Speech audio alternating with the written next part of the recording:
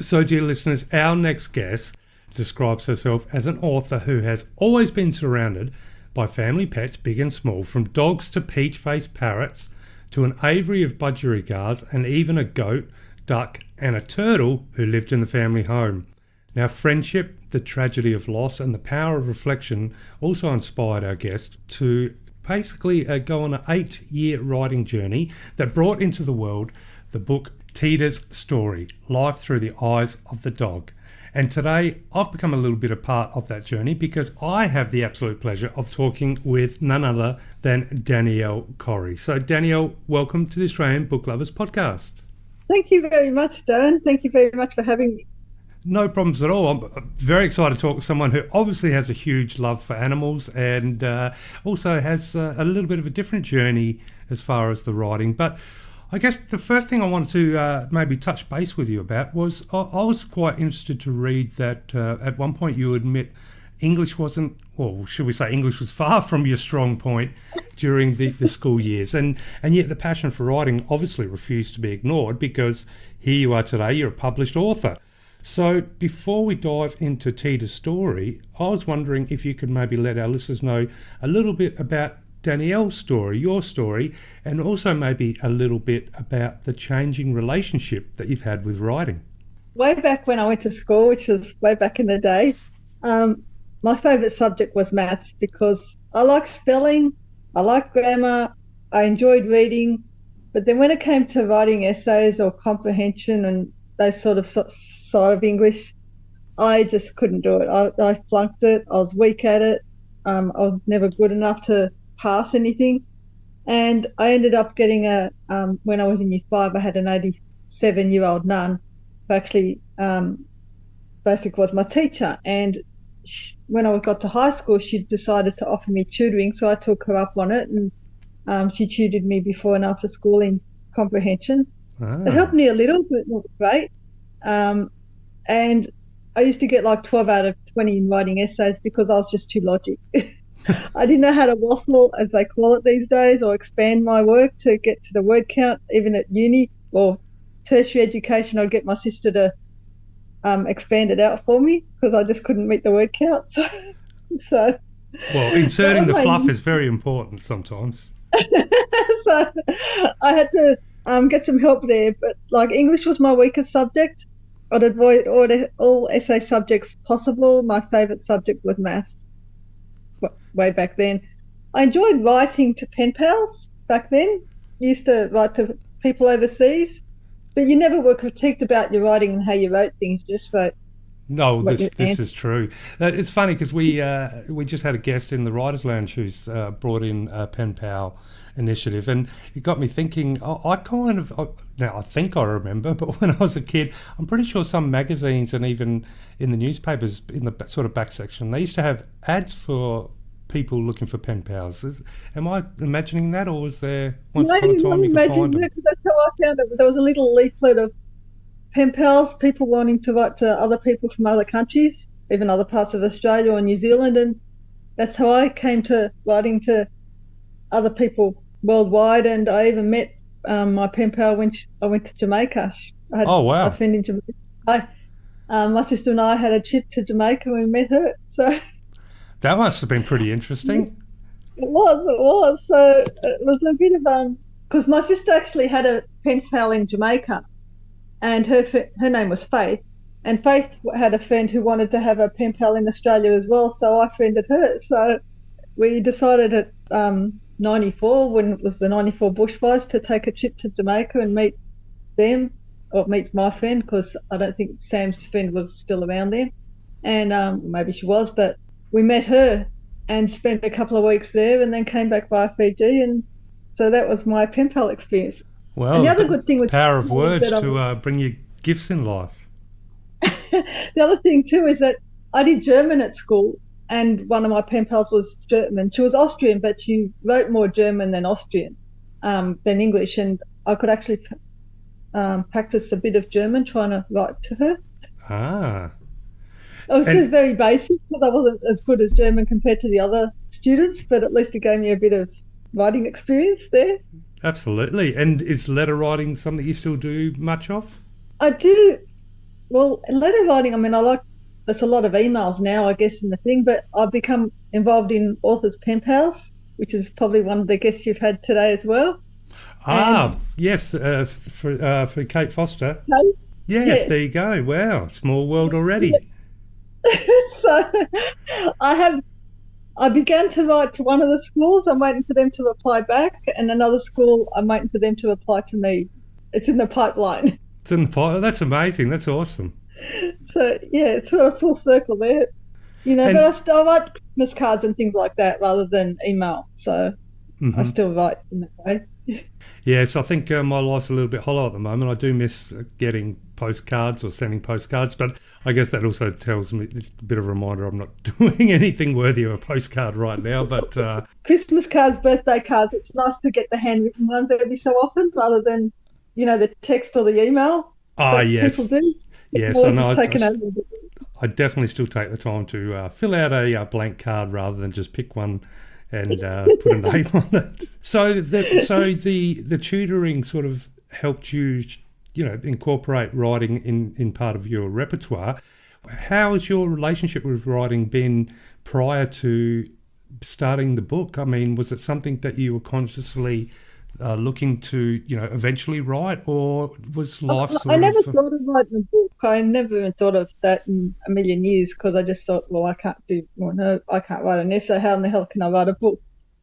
There was a best friend of mine, Gary, who's George in the book. He passed away, and there was this course called Write Your Book in a Weekend, and I just thought, well, yeah, if I can write my book in a weekend, that'd be really good. I think if anyone could, I can't imagine anyone being able to write a book in a weekend. But now you got me interested. So I attended the course, and I just wrote points, and maybe made a chapter up here and a chapter up there, and told my story, not described it, but just told it, and the lady sort of said, well, you've done everything wrong. You need to name your chapters first. You need to describe, not tell, and all this sort of stuff. And so, what's the name? I think I might have had the name of my book right, but that's about all, Like, Oh dear. and so, it's like, no, everything's wrong. So I went home and started again. And then I thought, well, I saw her a couple of times. And I thought, well, I don't know if I can do this or not because who do I ask? And I had a dear friend of mine who's um, does a lot of academic work and he's written a lot of articles and publications, and he decided to look at my work and sort of said, well, you've got potential here, keep writing. And he really critiqued my work and said my tenses need to be, past tense or present tense consistent because there wasn't any consistency. I repeated myself bits and here and there, so I just kept going. And then, I had no idea about the process of writing a book or anything. And then a friend of mine decided she did self-publishing. And I thought, well, okay, maybe I'll self-publish because you can sell, people are selling a lot of books self-publishing, and publishing's totally impossible. There's no way I can do that. But then I'm not the salesy type. And when you go into somebody and say, look, I've got this book, do you want to buy it? They'll sort of say, well, I want to keep it. I want to read it first. I thought, well, no, you can't read it first. So, It's not how it works. it doesn't work that way, you know? So I thought, I can't do this. It's too hard. So I didn't know what to do. And then I came across someone else that I knew who published a book, and I asked him the contacts of his publisher, and he gave me it. And I contacted them, and that's how it became. Teida Story became a published book. Oh wow! So it wasn't a lot of shopping around to publishers. Well, New Holland had a bit of deliberation because they publish non-fiction books, and technically 90% of my book is non-fiction. But because it's told through the eyes of my dog Teida, who's a cross staffy red cattle dog, it's fiction. So they didn't know what to do with it to start with.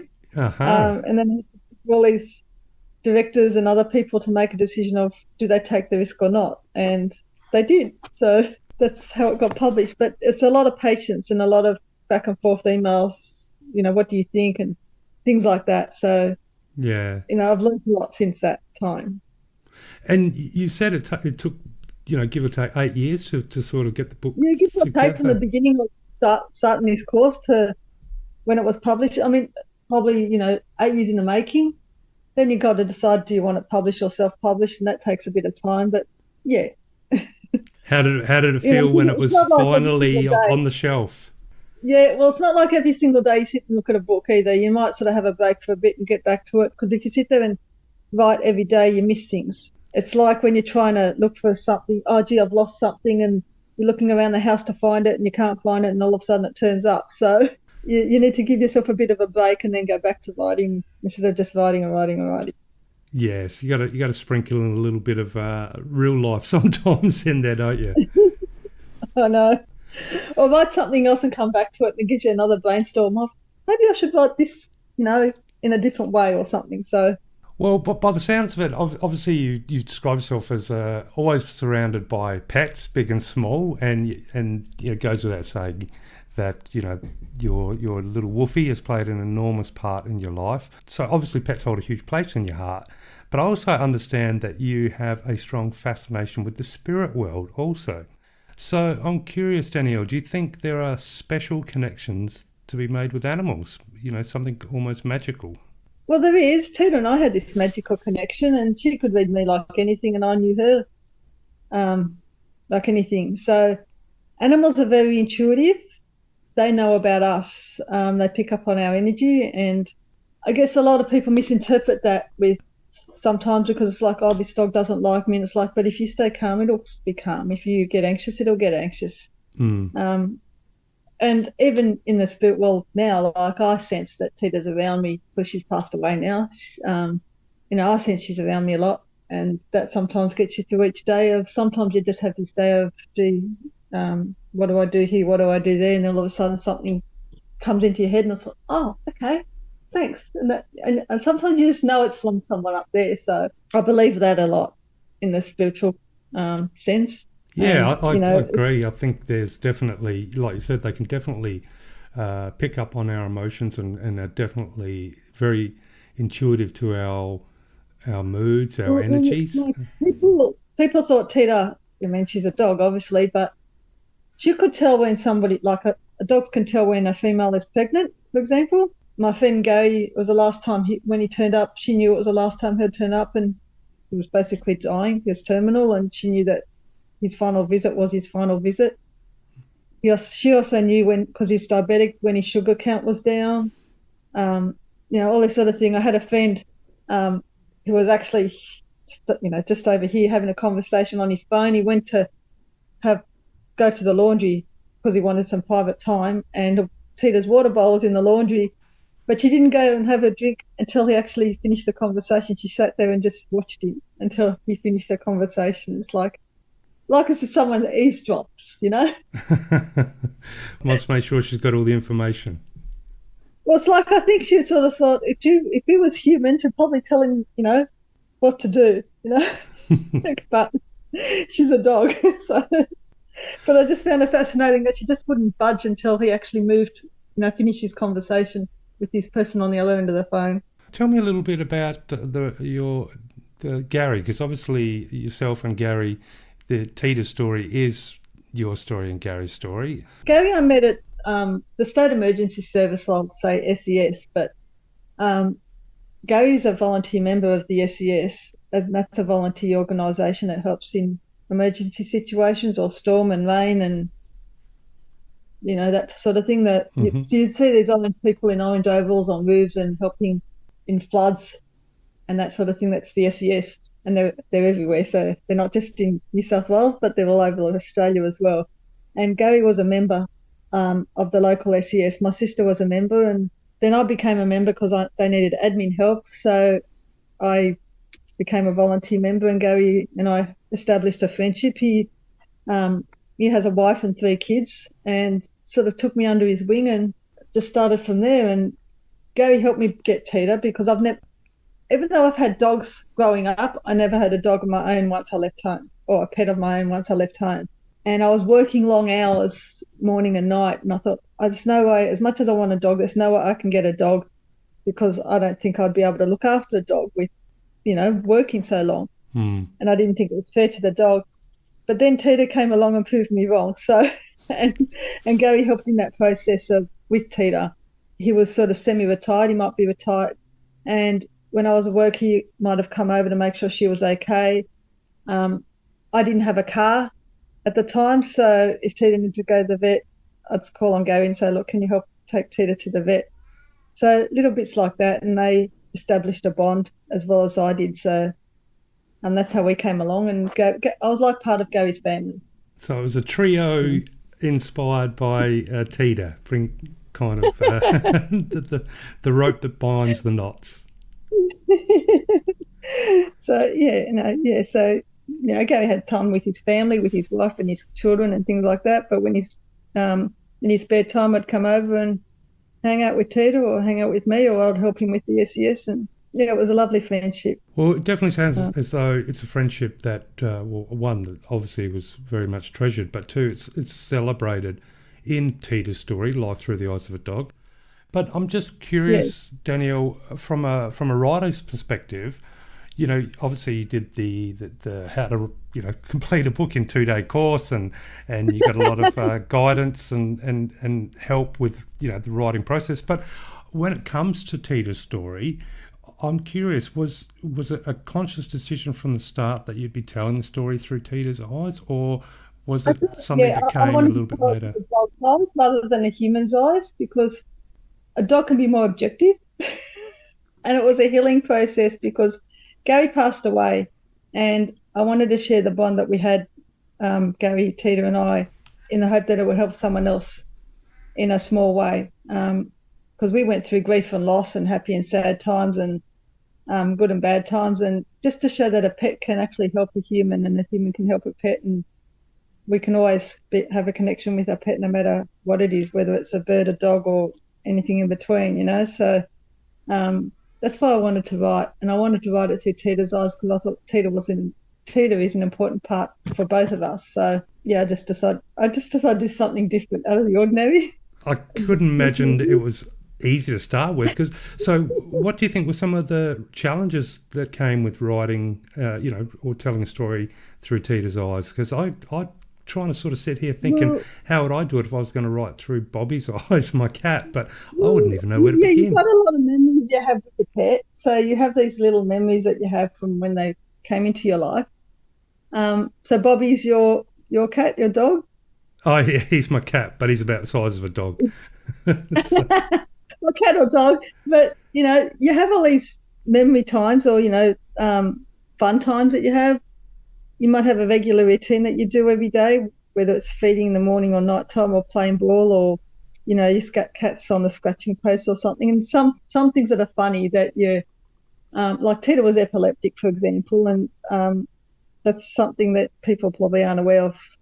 Gee, what do you do with an epileptic dog? But you just wing it and see what happens. But yeah, I just decided to, it just comes because you have a lot. The only difficult part for me was, okay, I'm at work. What does she do when I'm not at home? So that bit's kind of made up, and you're putting a few other characters in there that just makes it a bit more interesting. Because I know that Teida, for example, likes to sit in the garden. She makes her own little pathway in the grass, and I thought, well, okay, she might sniff insects or she might chase birds, or so it's like, what would they do when you're not home? And you can create little scenes like that. Okay, she had, I used to give her a bone, or a biscuit bone, and she'd eat it. Okay, well, where would she eat it? On the grass. And there might be bath times, and sometimes you just go into the mind of the animal, your pet, and think, what are they actually thinking? And at times you do know what they're thinking because they wag their tail and they smile and they want to play with you. Or like in Teida's case, she doesn't like to have a bath, so she'll go to the other end of the bath. And it's like, okay, she's frightened. So with your cat, Bob, you tune into the cat and think, and they'll actually tell you if you're open to it. Gee, Dad, I like this or I don't like that. And it gives you a little starting point, I guess. Yeah. It just went from there. Yeah, it'd be definitely, it might be a little, I don't know, maybe a little writing, little challenge for myself, maybe to just do a little short story, telling it through the eyes of Bobby. That something short, you start a little scene or something short, like could be a 200-word little short story of one, what happens when you take it to Bobby to the vet, or it could be, when you play with Bobby, little scenario there, and then you can expand it further. Well, he's quite a he's quite a heavy cat, so I might try and work out what's going through his mind when he jumps on my chest at 2 in the morning and makes me jolt out of my bed as I've just had a What does he weight want? Yeah, dropped on me. why does he want to do it at 2 a.m.? I've woken up from a bad dream maybe or something, and I want, yeah, Dad, you wake up because I'm awake. Yeah, that's basically it. I want to play now. So Yeah, now, yeah. it's a very look. It's a without doubt, it's an interesting perspective to write from. So I'm just wondering, when you did write the story, and through that whole process, were there any surprising discoveries that you made about yourself whilst viewing your life from such an interesting perspective? Well, I didn't think I could write anything, to be honest. So starting from that, um, just knowing that, and also knowing more about Teida, because I was writing it when Teida was alive, but it got published once she passed away. So I learnt more about Teida, even from her older years of, just, and there's other things about writing. It's like, do I put this part in or do I leave it out? Or I changed the names of characters in the book, which I think is a safer option with characters, or even for yourself. You can either keep them or change them, but most people know who they are. So once you read it, you know who people are. Um, but the different techniques of writing is what I learnt, and even just the publishing game, or just even the, trying to find an editor to proofread it, I think is a challenging process, because at the end of the day, you've written something, but you want to get it up to a standard that everyone else is going to look at it. The other thing too I learnt is I put the word mum when I first wrote the book, MUM, and that's Australian. And then the publisher says, well, no, you can't have mum because mum's Australian, MOM's American. Someone else might call it mama, so it's best to have it as mother. So everywhere, so I put mother everywhere. Oh wow, that's interesting. Yeah, and I just thought, okay, so they did that. Now maybe things have changed since, and maybe in my next book I can have the word mum back in. Who knows, but this is what this publisher was advised me. So I guess if I went to another publisher, they might think something else. The other thing too is that the front cover is of a generic dog, not of my dog. My dog's in the back. And they said that so that the reader can imagine the book as their dog, not as your dog, when they read the book. So there's different things like that you learn as you go along. And when the publisher needs you to look at they've made some edits as well. So what you write may be not necessarily what the end product is. If you're happy with what they've written, then you change it. But if you're not, you can tell them that as well. But they are here to deadlines, so you've actually got to read it fast and get away from all the changes that they've made or suggested. So there's a lot of learning on that side as well. But, no doubt. Yeah, it takes a while. It's like, oh my gosh, you think you've got everything right, and then it changes a lot. So I never thought I could do anything like that. So to just to write a book and self-publish it was amazing. But then to get it published, it's like, that's the step further. So yeah. Yeah, no, it's an absolutely astounding achievement. And look, I have no doubt that the book has probably touched a lot of readers out there. And I've seen myself, there's some really great reviews too already out there. So, but I'm wondering, have there been any standout moments where a reader has reached out to you? Have you had any really standout feedback, or someone who's written to you, or an experience they've shared with you because of the reading your book? Somebody actually wanted me to write a sequel to it, which I'm trying to figure out what that sequel is, because Teida actually died. So I thought, unless I actually write it from heaven, I'm not sure what the sequel would be. So unless it's a one before, like Star Wars did, and they go backwards. maybe. That sort of thing. So I've written that. I did a live local radio interview, and there was actually someone who phoned in with a review, which I found was kind of really amazing how much they loved the book. Wow. Because I wasn't expecting that. The actual interview on the radio actually said, do you have any questions? And let's open the phone lines for any questions. And this lady just decided to call in and rave on how much she enjoyed reading the book. So that's amazing. Surprise. That was a total surprise.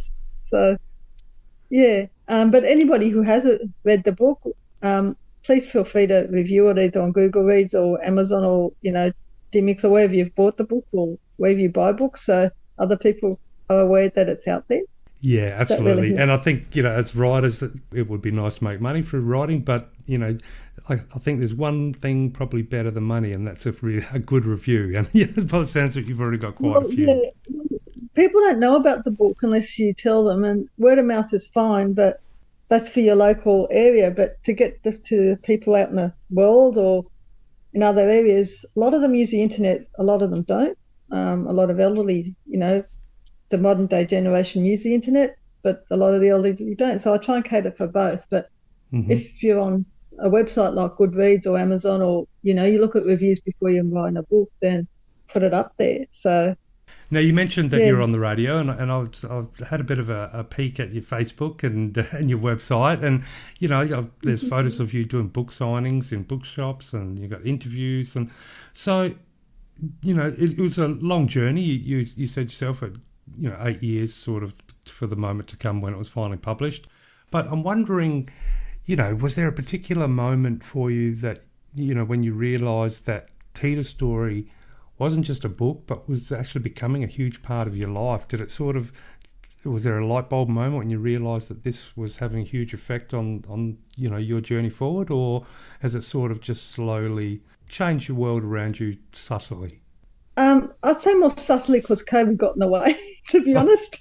COVID lockdown and COVID. So I know that when I first published it, they took it to the International World Book Fair, which was located in Frankfurt, Germany, but I don't know how it went. So um, being an author, until you get a statement, unless someone says, "Oh, let's, can I look at your book?" or you get all these publicity events and things like that. I have no idea how it's going, and my statements don't really say that I've sold a lot of copies. As an author, you get roughly 10% of the taking. So if a book gets sold for $20, you get $2. But at the same time, if someone returns the book to the bookstore, you lose that $2 on your next statement. So mm. it's a bit of a balancing game out there. Yeah, so I've learnt a lot with that. But it's like just trying to get it out there. My highlight moment, as you say, is probably getting to the overseas. Getting it sold overseas, I think, for me is a big moment because I've never sold anything overseas, to be Well, honest. And oh, so look, it's just a to know worldwide book. that's on the other side of the world, someone's reading your story, I think is just truly Yeah, amazing. yeah, yeah. Because I mean, yeah, I just find that pretty amazing. And just to get it into, the Dimmicks, the Amazons, the Booktopias, all these bookstores everywhere, I think that's, you know, and even if one person bought it out there and I've helped one person, I just, I'm happy with that. I mean, it'd be great to keep going and going and get really, really high, but for someone that's a novice and just, that's how I find it anyway. Obviously, Tita's story is a reflection on the trio, Tita, yourself, and Gary, and the relationship, the highs, the lows, and obviously the loss. But you've also written for, I understand, the Urban Naturalist and the Association of Anthropology, Gerontology, and the Life Course. So I'm curious, Danielle, what sort of writing does that entail, and how did you become involved with the Urban Naturalist and Association of The Urban Anthropology? Naturalist is a environmental organisation and they take short stories, 200 words is a maximum. Hmm. And they want something of the environment or nature. So it could be, something in your backyard. And I just decided to write one and submitted it to them, and then they get it published on their website. It's it's not paid work, but it gets you exposure out there. Hmm. Um, so, and the same with the other one. I actually, the anthropology one, I actually discovered on Twitter. That's Okay. how I found it. Believe it or not, I find, and the strange thing is, people say I don't like Twitter, but with Twitter, that's how I found you guys as well. So it's a lot of, Well, look, that's Twitter. I think is you know, is an exceptional I tool, think and it's a bit that's underrated in that way because people kind of look at Twitter and think, oh, it's a lot of gossip and you don't get anything off Twitter. But I found a lot of things. Um, I think my book went to Scotland once off Twitter. Somebody made a comment about it going to Scotland. I thought, oh, thanks, because I don't know where my book goes. I don't even know what bookstores sell it. I can't. The publisher won't tell me where my book's sold or what bookstores have it. They say it's privacy. So if anyone knows where it is, it's even better for me. So Well, yeah, maybe you should so put like a little thing out to Twitter and say if you've got a copy of Teida's story, then take a photo and show us what country you're in. Who knows? There may be copies of your book all yeah, over the planet. that'd be nice. So yeah, so that's the sort of thing there. But so I found the other one off a website, off Twitter, and she actually asked for people who would work with the elderly.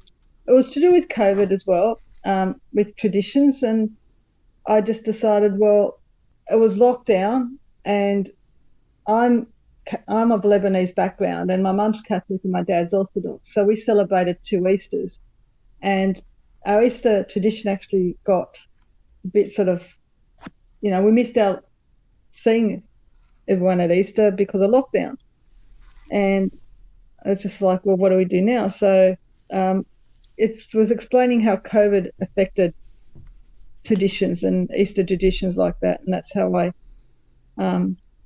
got there Uh-huh. on that one. It was a one-off writing, and yeah, I enjoyed doing it. So if there's something, if someone else wants me to help them with some writing venture, let me know.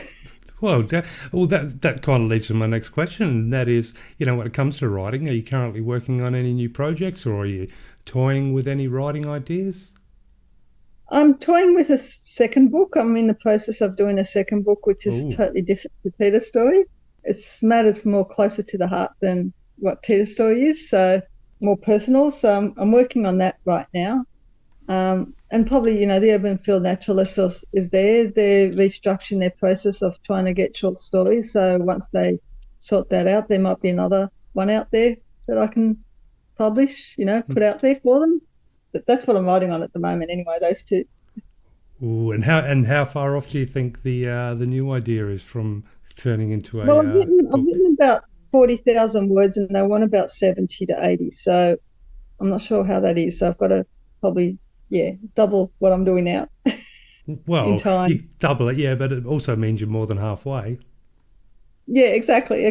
Then once I do that, I'll find an editor, and once I do that, then I know the process going forward regarding finding a publisher. I know the process regarding marketing your book, because you don't rely on the publisher all the time to actually market your book. They'll do their bit, but because I was told initially, don't do a book launch. Like, I was misinformed in a lot of ways with my Teida story, and sometimes it's like starting from scratch a bit. So, which I'm doing now. I've got a Probus talk next month, so that'll promote it more. And with your interview, it'll help it more. So, events like marketing events like that, I'm always open to. And if there's other writing projects that I can be involved in, I'm happy to do that as well. So Hmm. And that's really what it's all about with the marketing. It's not. I don't think it's something concrete or written in stone. It's always evolving. The playing it's always field's evolving. But always what I changing. find is the little people like, say, you or me that write a book get less exposure. Say, it's harder for us to get on the TV or the radio or that type of thing versus someone who's famous, someone like the Shane Warnes of the world, or, Dr. Chris Brown, or, all those sort of people. They can get on Channel 9 or Channel 10 or even, on the radio and say, look, I've got this book and this is what it's about. But for someone like you or me, it's not as easy to do that. Well, I Um, think the internet's a great equalizer and levels the playing field a little bit. And the irony is, I don't think, or I guess my guess would be that, as we're rolling through 2023, I'm not sure how many people watch old-fashioned TV anymore. yeah, I'm just using that as a Oh, of literal course, thing, yeah. just to get out into the media. Um, like, or even you get, when you have a concert, you have the first performer and then you have the main concert.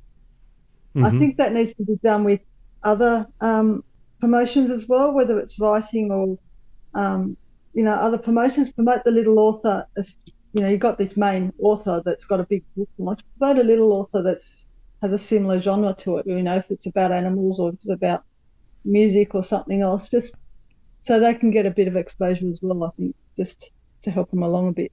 Yeah, that's a good idea, actually. Yeah, kind of like the support band, but you'd be a support author. Yeah, exactly. Yeah. They can have 90% of the time, and you can have the first 10 minutes, and they can have, first 10%, and they can have the 90%. Yes, You know, definitely. it's a bit of exposure. You know, whether it's the media or whether it's TEDx talk or whatever the situation is, that just allows you to be amongst audience and amongst people out in the world. Well, speaking of audiences, obviously we've got a wonderful audience that listen to the Australian Booklovers podcast. So a lot of listeners out there, I suspect, would be very interested in getting a copy of Teida's story, Live Through the Eyes of a Dog. Now, for those people that haven't yet discovered the magic of your book, what themes and emotions are waiting for them within the pages when they do get a copy? Well, there's grief and loss is one, happy and sad times. So there's good and bad times because and Teida learns about faith, hope, and there's friendship and love. Those are the main themes, I say, in the book. Well, they're definitely big themes too, aren't they? They're not exactly little themes. Yeah, so there's and it's connecting. I learn as a human what Teida's like. Teida learns what I'm like, and we connect. And it's just our journey going forward, and right up to when Teida passes away. And you said that the writing the book was also kind of a way to a coping mechanism or sort of processing and understanding. Yeah. And anybody can write a book. Like, it doesn't have to be a published book, but if someone out there thinks, well, I can't write a book like that, you don't have to write a book like that. For example, you could write a little memory book for your next generation. For example, if you came out from overseas and you want to share going forward, to your grandchildren or to your daughter or son, what it was like on the boats or what it was like, migrating from one country to another, or you have all these recipes that you want to pass on to the next generation. And that's a book in itself that you just want to keep within your family. Yeah, I think everybody, if you take a moment and ponder, we all have a story to tell. And, I think there's nothing more exciting than, if you've never written before, but to dip your toes in the water and try and write something. And if you need a helping hand, then, I can help someone if they need a little bit of guidance. And what does the rest of 2023 have in store for you? Do you have any big goal? Obviously, the goal is to get to that 70,000 word count. But are there any other adventures on the horizon of 2023 for Danielle Corrie? Just to get out there and get to know people. I work as a child educator, and I work with children actually. So there's a lot of careers that's changing paths right now for me and even just outside of that, I like my garden, so I like to do that as well. But I also, when you say spiritual world, I do Reiki, and I was on a program on TV about spiritual and psychic things as well. So there's all these different areas that you can, I don't know, whatever it installs for me, really, I'll take it. So you're open to whatever pathways the universe lays out for you. That's it. And so you were on, I did read that, you were on the ABC show, was it Psychics in the Neighbourhood or something? Yeah, Psychics in the Suburbs. In the suburbs. Psychics in the Suburbs. It was an ABC documentary about whether psychics are real or not.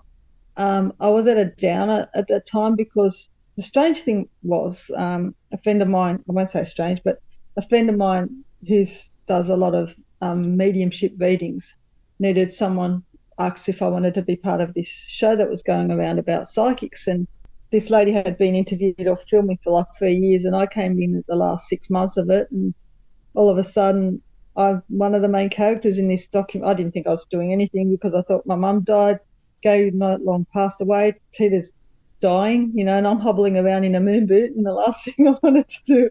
And so I was pretty dark, I guess, at that time watching it, because I mean, you know me now, and if you watch it and think, oh gee, I feel sorry for this person.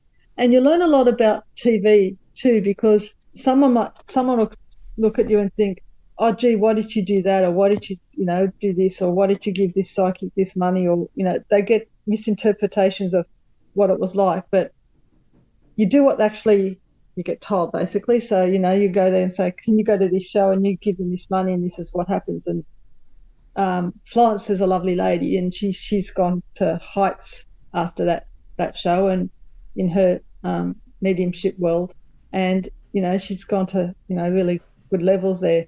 And yet you see the downer of me, and then you see the heights of me, which is now. So it's Well, just there could be a story in that too. well, there could be, right? That's right. So Absolutely. people don't know the circumstances behind it, and when somebody interviews you and wants certain parts of you, for example, you have to say what they say, and they might give you, like at one episode, I'll give you an example. I was holding my head, my part, and the lady said, can I put this in? And I said, yes, but can you actually tell them I've got a migraine because I'm holding my head? But they didn't. So I'm holding my head, watching a platform meeting, and people probably think, what's going on? And I'm crying, and people probably thought, what you crying for? And I thought, well, Teida just died. I've got a migraine. And yeah, but that wasn't, the viewers don't get that. No, they're not given the context. No, they just look at this person holding their head and think, what's going on? And why is she crying? It's like, yeah, did she not get a reading? And that's why she's crying. It's like, no, I'm just crying because I just want to get home. Yes, the smoke and mirror of reality TV, yes. Yeah. But it was a great experience. So, I'd do it again if someone wanted something like that, an opportune moment. So whatever opportunities come is whatever I take. Well, you never know who's listening. You never know what opportunities might be coming your way. And even with you and Bobby, if you wanted to write something or do something with Bobby, have a go. Oh, Bobby definitely plays a part in the series I'm working on at the moment, but writing from his perspective, that I haven't done yet. So I'll definitely think of a cool little short story to do with that.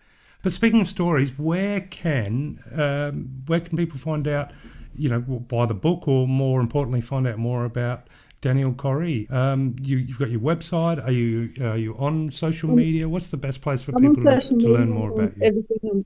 I'm on Facebook. It's Danielle Corrie, author, writer, and storyteller. I've got my website. I'm on LinkedIn, Twitter, Instagram. You can buy my book either through New Holland Publishers directly, or on the website. There's places like Booktopia or even Amazon, or those places that can buy it. But even your local bookstore, if they don't have it, I'm sure they can order it in for you. And if not, let me know and we'll figure out a way to get it to you. That's it. If not, come knocking on your door. I need my book, Danielle. I need my book. New Holland Publishers is a publisher that actually has it there. So if you need copies and nobody else has it, knock on their door and say, pin off some more, will you? Yes, yeah. Well, hopefully we've got reason to make them, listeners out there, go grab a copy of the book, put those publishers to work and have them suddenly sweating bullets because they've run out and there's a whole crowd out there wanting more. That's right. Now, Danielle, thank you so much for being a part of the Australian Book Lovers podcast, and thank you for telling us about your writing journey and about the wonderful relationship you had with Gary and obviously with Teida and all the ins and outs of the process of writing Teida's story, Life Through the Eyes of a Dog. And just wanted to say, I hope that this is not the end of the journey, but the start of a million more journeys. And as you mentioned, you're open to anything the universe can send through. So I hope there's a lot of magic and treasures to be found yet. Thank you so much, Darren, and thank you so much for the opportunity to be part of your podcast of Australian Book Lovers. Absolute pleasure. The pleasure's been mine, 100%. And thank you so much. And now I will be laying there at 2 a.m. when Bobby jumps on my chest, and that I'll be starting to work out the plot points for the story through Bobby's eyes. I was awake at some ungodly hour. The ideas came at some ungodly hours for me, so who knows? Well, sometimes that's where the best ideas come, is in those weird hours when you're sitting there with a blank stare.